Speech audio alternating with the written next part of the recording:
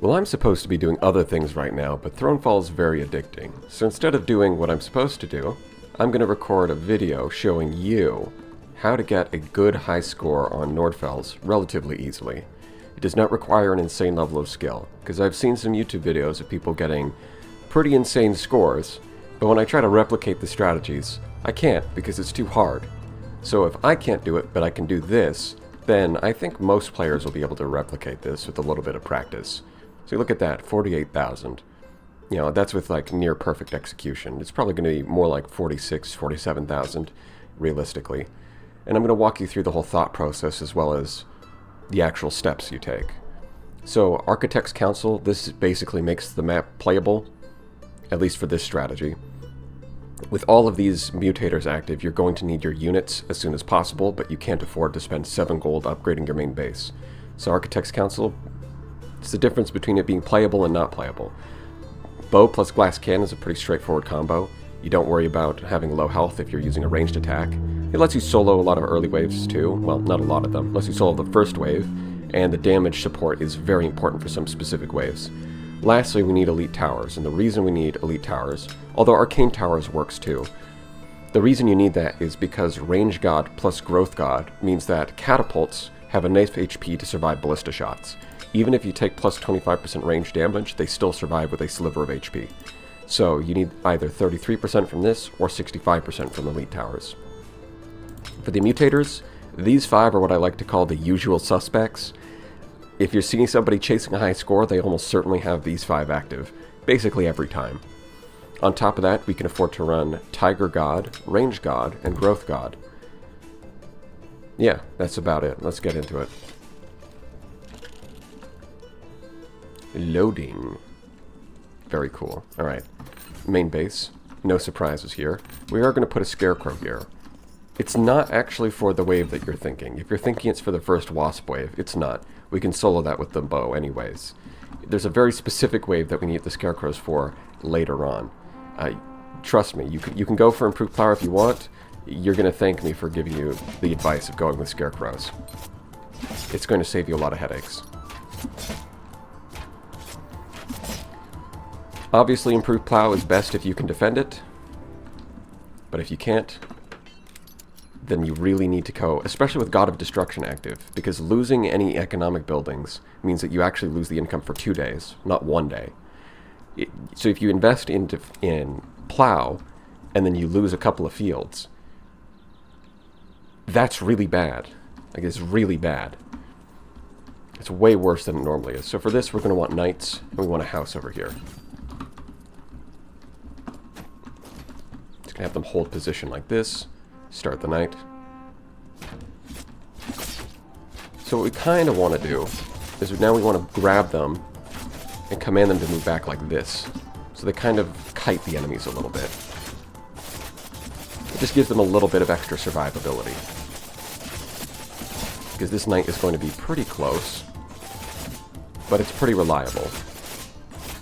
You see the DPS from glass cannon bow gives us just enough damage to finish off all the enemies before our knights die.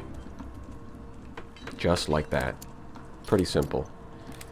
Okay, for this knight, now we need now we need crossbows. And we can get another house. So what we're going to do is we're going to grab all the knights, and we're going to line them up to fight these 16 guys. What is that noise out the window? Hold on.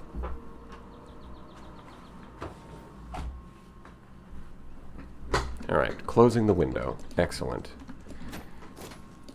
We'll line up the knights like that, then we can grab the crossbows. Actually, there's now a hotkey. I can press 3 on the keyboard to grab all ranged units. That's a nice little addition. They've added a lot of nice quality of life features since the demo. Okay, you just line them up like that, and we come up here. We're going to kill the first worm that comes in. 1, 2, 3, 4. And we sprint down here, because they're going to need a little bit of help. They can't quite solo this wave on their own. And then we've got to come up here and sprint around this. And you do need to hold the sprint key, because with Falcon God active, these guys are faster than you. Last 1, 2, 4. Okay.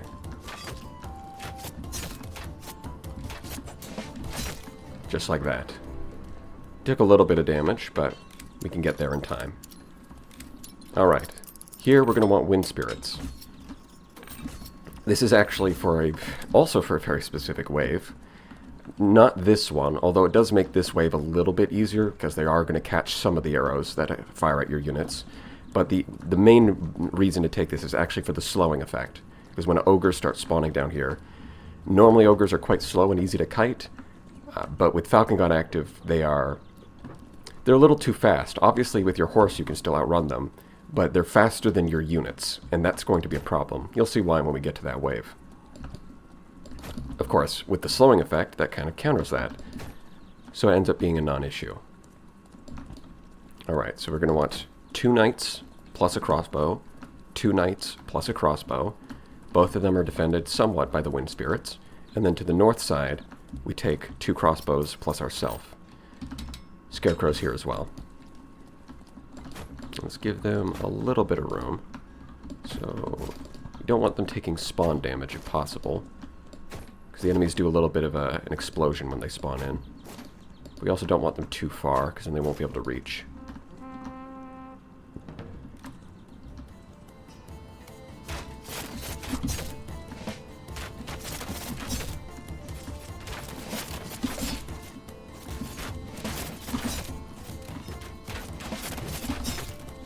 Just like this. Yeah, they're all targeting the same crossbowman. He's gonna die. That's unfortunate. Alright, looks like that was it. We grab you. And now we come to the rescue. Because they're just about to lose on their own. Yeah, you can see how the wind spirits make this a little bit easier. And then we just gotta dodge back and forth. Perfect. Alright, now we throw down a wall. See, the thing about these roly-polies is that normally it's best to counter them, well, at least during the demo, I remember the best thing to do is to get spearmen to counter these guys, because obviously this wall doesn't really do much else. So you're investing 4 gold just to stop one wave, and it doesn't really help for anything else. Not really a great investment. So normally what you did during the demo was you'd get spearmen.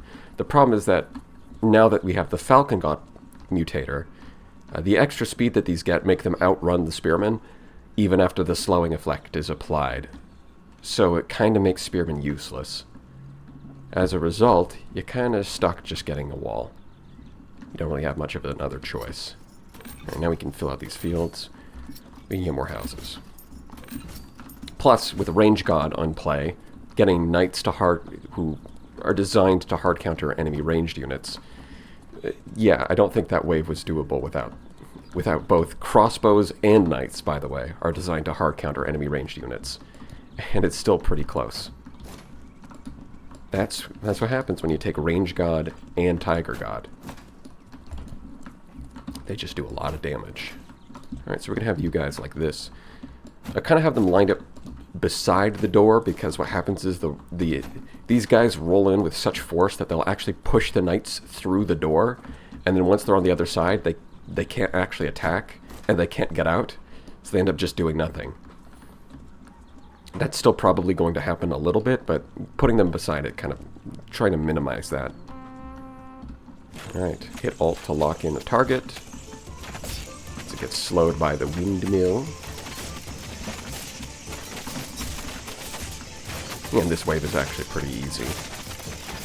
At this point, I'm just going to go inside the wall, and I'm just going to mash spacebar.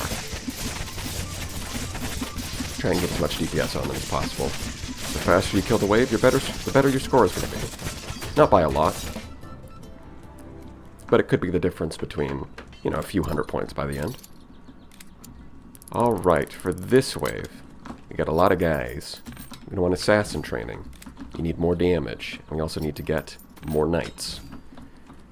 Upgrade this to tier 2, get another field, and that's about everything we have gold for. So what you want to do right here is, unfortunately, you can't just let them go attack the enemies, because then they're all going to die to the spawn damage.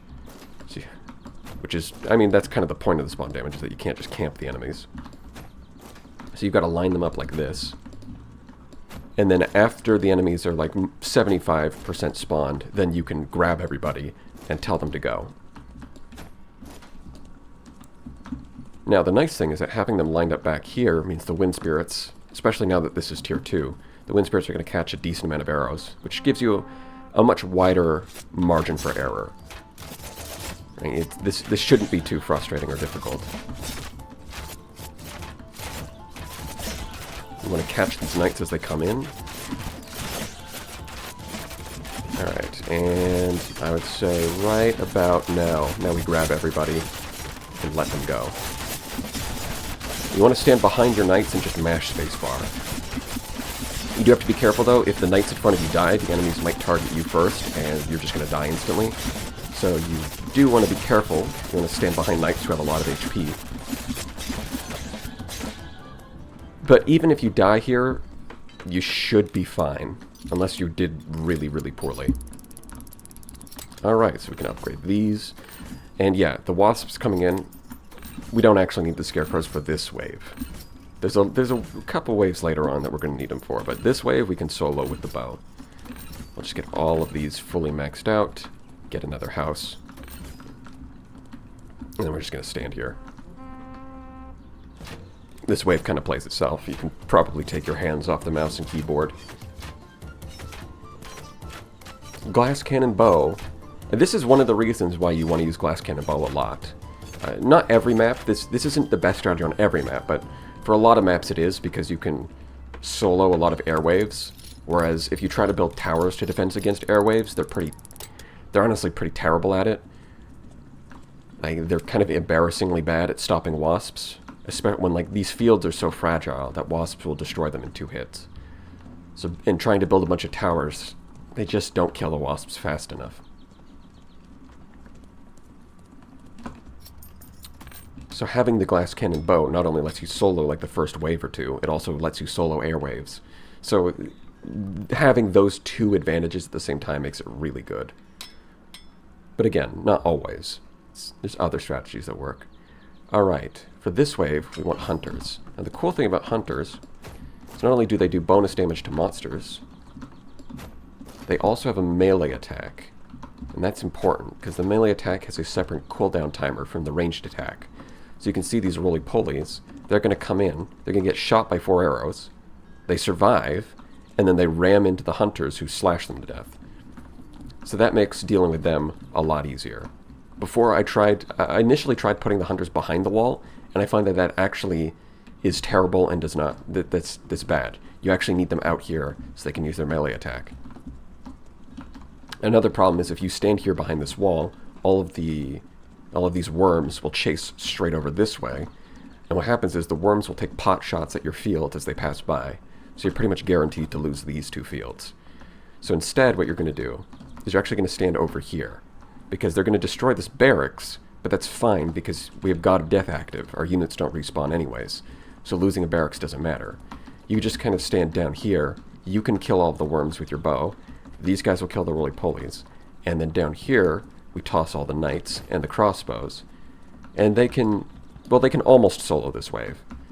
You're going to want to rush down here at the last second, and you should be getting here just in time as the front line collapses, which means that you still have your crossbows alive. So it's not like the timing is extremely tight. Like the crossbows will still be alive, but if you don't come down, you're going to lose some fields, and you don't want that. Let's get you lined up.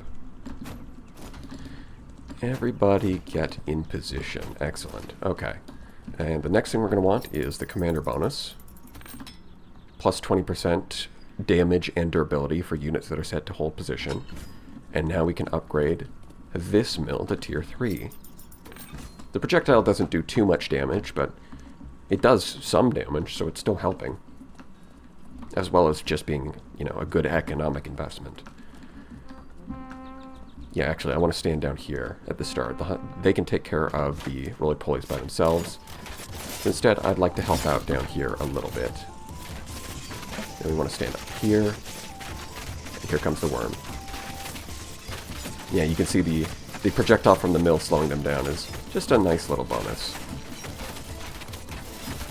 And we can also run up here. The hunters do a lot of damage to these things as well.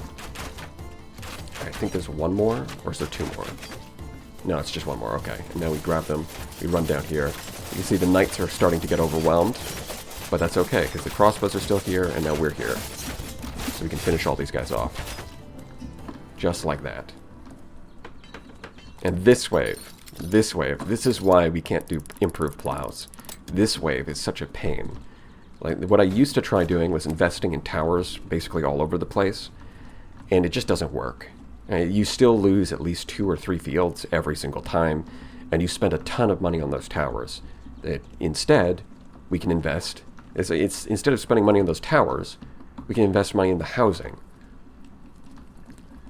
Like, it's just, like, not only does it cost you a lot of money, it just doesn't work. That's the problem with trying to use towers. So instead, here's what we're going to do. 4 crossbows here. We're going to max out our mills. We've got the scarecrows. And then we get more hunters. And this is it. This is all you need. All right, we put 2 hunters here. And 2 here. Because it says 10 are spawning from this direction, but they kind of randomly spawn. Some of them will split and go up here. Some of them will split and go across over here. So you want your hunters like 2 and 2 like this. So with the crossbows, the hunters, and the scarecrows will be able to take out all of those. 4 hunters over here will take care of these. And then the scarecrows will be able to solo this wave. So now we have a perfect defense against the wasps without needing any towers. Now the ogres, here's the problem, is that you want your knights to be doing damage to the ogres while you kite them with your bow. The problem is that with Falcon God active, the ogres are actually much faster than your knights. So while you're kiting the ogre is kiting your knights. That's a problem. Having wind spirits here, the slowing debuff that applies to the ogres slows them down enough that your knights can actually keep up and get damage on the target. So that's why that's there. Now we can upgrade all these houses. Get these 2 houses. And just like that, we're ready to go. Move you back a little bit.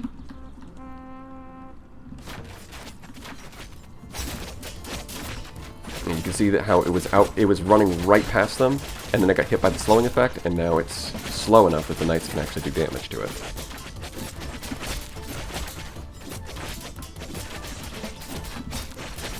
And you also want to mash your ability if you can, but, you know, you do get one shot by the ogres, so if you're not comfortable with it, you don't really need to.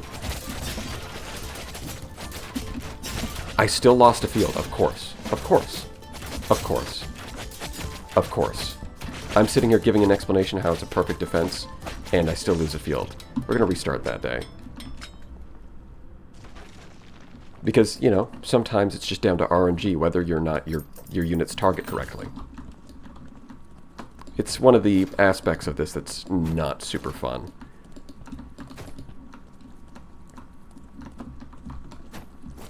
Alright, we're going to do that again, but this time you guys are going to do your job, right? Right. Because if you want to get a high score, you need to get through every wave without any retries, which means that if you lose a field here, well, you start back from the beginning. Okay. We're going to do this correctly this time. Maybe I need to move their positions. I don't know. I'll try that later. Maybe there's a different positioning for all the units that's slightly more optimized. That guarantees safety. Maybe there is. I'm not going to... If there is, I'm not going to discover it right now. Alright, so note, there is a small chance that you'll lose a field, but out of like 8 times, this is the only time I've done it. I mean, I've lost a field. So, I would categorize that as a small chance.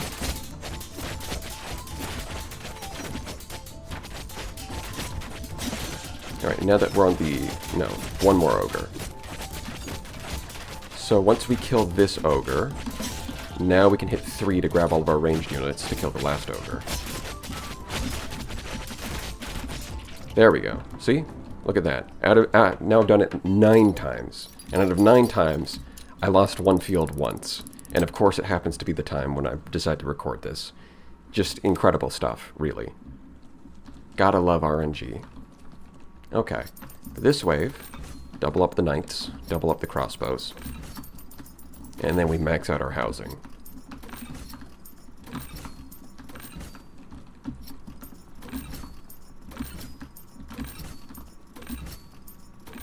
And that leaves us with 12 gold. So now we can start building towers, because we've already maxed out our economy. We don't really need the towers in order to complete this wave, but you might as well. Alright, so here's how we're going to do this. We're going to have you guys line up on the inside of the river. Now the bottom wave, in theory, you can kind of solo it if you do it perfectly. What you can do is, because of the cooldown reduction on your ability from Assassin's Training, in theory you can kill them as soon as they spawn if you time your attack perfectly every single time. The problem with that is that once the ogre spawns, you need to kite the ogre away from your fields, but there's still going to be several new extra knights spawning in. And those knights are going to destroy your fields while you're busy kiting the ogre. So, while in theory you could, the micromanagement required in order to solo this wave would be insane. You'd have to like aggro the knights while also kiting the ogre. Just, I don't see that being realistic. So instead we're going to put 4 hunters here. And they are going to catch the knights that come through. And they also just make this wave a lot easier, because now you no longer need to get your timing perfect with the dagger. So we've got 8 knights here, plus 4 crossbows, plus 2 hunters. And a freshly built tower, which is going to have 65% bonus damage, thanks to elite towers. Right, and then we're going to do the same setup up here. We want to put them right about at that rock. That's where we want to start the battle line. If you put them too far back, then your fields will be in danger, even if your knights don't die. Because for whatever... Nope, I'm trying to grab one of you. Because even if your knights are alive, the enemies will try to target the fields if they have an opportunity. And we really don't want to lose any fields. Really, really don't want to lose any fields. Okay, so 1, 2, 3, 4. Alright. And just like that, you can stand here. And you can see this is going to be pretty easy. With the support from the hunters, you don't really have to do too much. And maybe if a knight gets close enough, you can throw in a dagger attack. You know, assuming you actually hit the dagger attack. Wow, I messed that up twice. That's incredible. Just goes to show you don't really need a high-level skill to execute this strategy.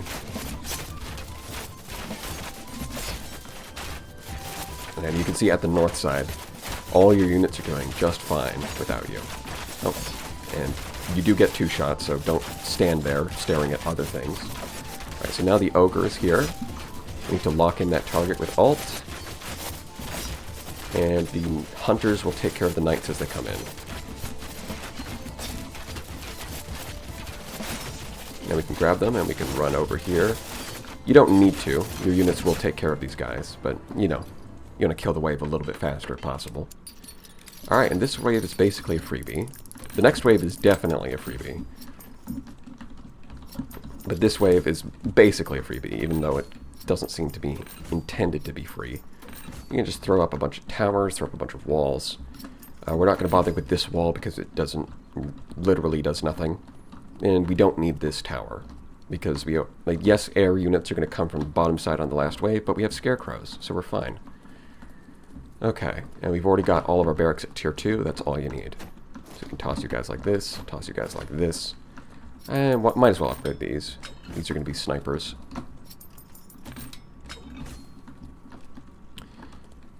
And yeah, just like that.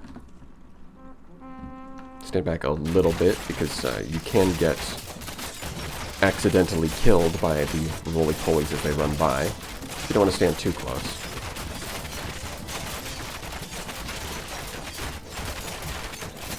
And look at him go.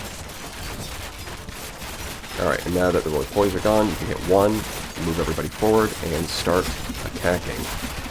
Just stand behind your knights as before, and just mash spacebar.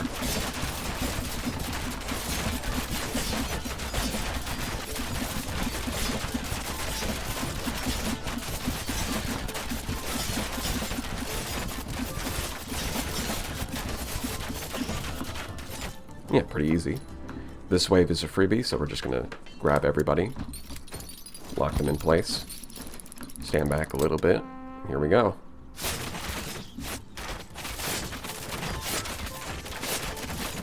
Just like that. Alright, for the last wave, this is where we've got to start using a little bit of strategy. Because the last wave is the most challenging. For starters, defense tower. And you'll notice that because we haven't really built any towers the entire time, now that we're on the last wave where we're upgrading everything, they're all going to get that 65% elite bonus. So that's nice. Again, this actually does work even if you go with arcane towers instead. Less damage, but extra range. That also works. So we're going to need a ballista here. Ballista snipers are quite good. Shocking, I know. Another defense tower, and we're going to change this into a healing tower. Back here, we want sniper, but we actually want to go with the archery spire instead of a ballista. And it's going to be the same thing over here. Sniper with an archery spire. This one's going to be a sniper ballista. So we've got 3 ballistas to one-shot incoming catapults. And then with the last of your gold, you can upgrade the walls if you feel like it. I don't think it makes too big of a difference, but, you know. It's going to be a little less stressful having that extra wall HP. So for starters, we're going to grab all of you, mash you in front of here. Okay, then we grab the crossbows. They've got shorter range, so their positioning matters a lot more. We're going to try and get them as close to this wall as possible. On the other hand, we're going to grab the hunters. You guys have more range, so you can kind of sit over here. So at the start, you'll be shooting down here, and then as enemies come in from top and the side, then you'll move over here. Well, not move, but you'll be able to shoot over here as well. Okay. Alright. Wish me luck. We want to defend this mill if possible. Some of the ogres... The ogre pathing is a little random. Sometimes they path upwards, which is a pain. As you can see here, they are pathing upwards, but once again, the wind spirits make this a lot easier. Because they slow down the ogres enough that you can actually kite them. So now hit 2 to grab all your knights, drag them up here. You can see they need to be over here. And you can see the fortress towers healing them as we go. If possible, maybe snipe some of these. Yeah, you want to save as many of those fields as possible because they're going to absorb catapult shots. Which is pretty important. See, and the fortress tower just barely survived, of course. Just barely survived that catapult shot. We can save the windmill again, we would like to. Excellent, okay. Now we're going to take all the knights, we're going to lock them in here. They're going to die, right? At this point, you're sending them as a sacrifice. They're not going to make it. That's okay, we need them to do as much damage to those incoming knights as possible. And we want to stand back here and mash spacebar from behind the wall. You can see that the hunters are helping us out quite a bit.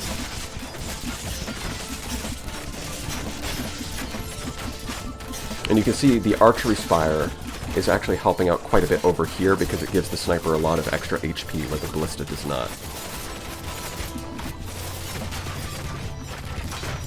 Alright, and just like that, this is the final wave. We've got all of these defense towers intact, we've got the ballistas intact, we're in a pretty good spot. If you can, you'd want to lead the ogres away from your towers and take care of them yourself. Yeah, see, it took out a ballista. Unfortunate. Now, even if you're in a tough spot, sometimes you'll be in a tough spot by this point, but good news is, it seems like with Range God, the archers are kind of bugged, or if there's a destroyed building in the way, their arrows just get... they just don't do anything. It's a bit odd, but, you know, it makes things a little bit easier. Now, at this point, we've got so many towers, and enemy archers are kind of hard countered by towers. Like, even if they destroyed all this front stuff, you've still got these 2 sniper spires back here that'll take care of them. So yeah, you've got a little bit of wiggle room here, and you should get a pretty decently high score. Obviously, you would get more if you didn't retry on that one day. But you kind of need that gold. Now, 1 gold. Well, 2, because, you know, you would lose it for 2 days, so it's really 2 gold. Yeah, 42,000. If you execute it better, you can get up to, like, 43, 44,000. And then you get another 10% from no restarts. So, yeah. You know, with a little bit of practice, I think most people could actually pull that off. It's not too difficult. So good luck.